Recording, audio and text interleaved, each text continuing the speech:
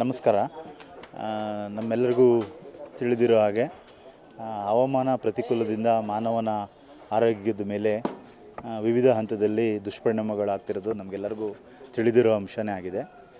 ಇವತ್ತಿನ ದಿನಕ್ಕೆ ಸಂಬಂಧಪಟ್ಟ ಹಾಗೆ ಹೇಳೋದಾದರೆ, ಎಲ್ಲಿ ಉಷ್ಣಾಂಶತೆ ಎಲ್ಲ ದೇಶಾದ್ಯಂತನೂ ಜಾಸ್ತಿ ಆಗಿದೆ, ಹಾಗೂ ನಮ್ಮ ಮೈಸೂರು ಜಿಲ್ಲೆಗೂ ಕಂಪೇರ್ ಮಾಡ್ಕೊಂಡ್ರೆ ಹಿಂದಿನ ವರ್ಷಗಳಿಗೆ ಹೋಲಿಸಿದರೆ ಈ ವರ್ಷ ಸ್ವಲ್ಪ ಹೆಚ್ಚಿಗೆ ಪ್ರಮಾಣದಲ್ಲಿದೆ. ಸುಮಾರು 36-37 ಡಿಗ್ರಿಯಷ್ಟು ಈಗ ಆಲ್ರೆಡಿ ಇದೆ. ಈ ನಿಟ್ಟಿನಲ್ಲಿ ನಾವು ವಿವಿಧವಾದ ಕ್ರಮಗಳನ್ನು ನಾವು ಆರೋಗ್ಯ ಇಲಾಖೆ ಮತ್ತು ಜಿಲ್ಲಾಡಳಿತ ತೆಗೆದುಕೊಂಡಿದ್ದೀವಿ. ಎರಡು ವಿಭಾಗದಲ್ಲಿ ನಾವು ಮಾಡ್ಕೊಂಡಿದ್ದೀವಿ. ಒಂದು ಸಮುದಾಯ ಹಂತದಲ್ಲಿ ಎಲ್ಲ ಆಶಾ ಕಾರ್ಯಕರ್ತೆಯರು ಮತ್ತು PHCSಗಳ ಮೂಲಕ ಮತ್ತು ಹೆಲ್ತ್ ಇನ್ಸ್ಪೆಕ್ಟರ್ಸ್ಗಳ ಮೂಲಕ ವೈದ್ಯಾಧಿಕಾರಿಗಳ ನೇತೃತ್ವದಲ್ಲಿ ಸಾರ್ವಜನಿಕರಿಗೆ ಇದ್ರ ಬಗ್ಗೆ ಅರಿವನ್ನು ಮೂಡಿಸ್ತಕ್ಕಂಥದ್ದು.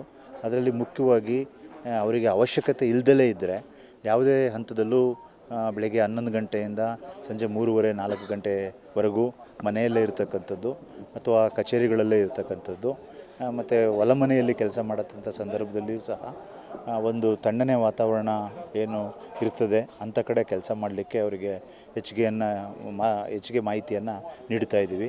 ಬೆಳಿಗ್ಗೆನೇ ಎದ್ದು ಸುಮಾರು 10-10:30 ಒಳಗಡೆ ಎಲ್ಲ ಕೆಲಸಗಳನ್ನು ಆದಷ್ಟು ಬೇಗ ಮುಗಿಸ್ಕೊಳ್ತಕ್ಕಂಥದ್ದು. ಅದು ದಿನನಿತ್ಯದ ಕೆಲಸಗಳಿಗೆ ಸಂಬಂಧಪಟ್ಟ ಹಾಗೆ ಎಲ್ಲ ಸಂದರ್ಭಗಳಲ್ಲೂ ನಮಗೆ ಉಷ್ಣಾಂಶ ಜಾಸ್ತಿ ಆದಂಥ ಸಂದರ್ಭದಲ್ಲಿ ನಮಗೆ ಸರ್ವೇ ಸಾಮಾನ್ಯವಾಗತಕ್ಕಂಥ ತೊಂದರೆಗಳು ಬರತಕ್ಕಂಥದ್ದು ನಾವು ಹೀಟ್ ಕ್ರ್ಯಾಂಪ್ಸ್ ಅಂತ ಹೇಳ್ತೀವಿ, ಹೀಟ್ ಸಿಂಕೋಪಲ್ ಅಟ್ಯಾಕ್ಸ್ ಅಂತ ಹೇಳ್ತೀವಿ, ಅಥವಾ ಮೈಗ್ರೇನ್ ಹೆಡೇಕು, ಮತ್ತು ದೇಹದ ಉಷ್ಣಾಂಶದಲ್ಲಿ ರೈಸ್ ಇನ್ ಟೆಂಪ್ರೇಚರ್, ಜ್ವರ ಬರತಕ್ಕಂಥದ್ದು, ಈ ರೀತಿಯಾದ ಕಂಪ್ಲೇಂಟ್ಸ್ಗಳನ್ನು ನಾವು ನೋಡ್ತಾ ಇದ್ದೀವಿ. ಈ ನಿಟ್ಟಿನಲ್ಲಿ ಮನೆಯಲ್ಲೇ ಸಹ ನಿರ್ಜಲೀಕರಣವನ್ನು ಪ್ರಿವೆಂಟ್ ಮಾಡಲಿಕ್ಕೆ ಮನೆಯಲ್ಲೇ ORS ದ್ರವಣಗಳನ್ನು ಪ್ರಿಪ್ರೇಷನ್ ಮಾಡತಕ್ಕಂಥದ್ದು.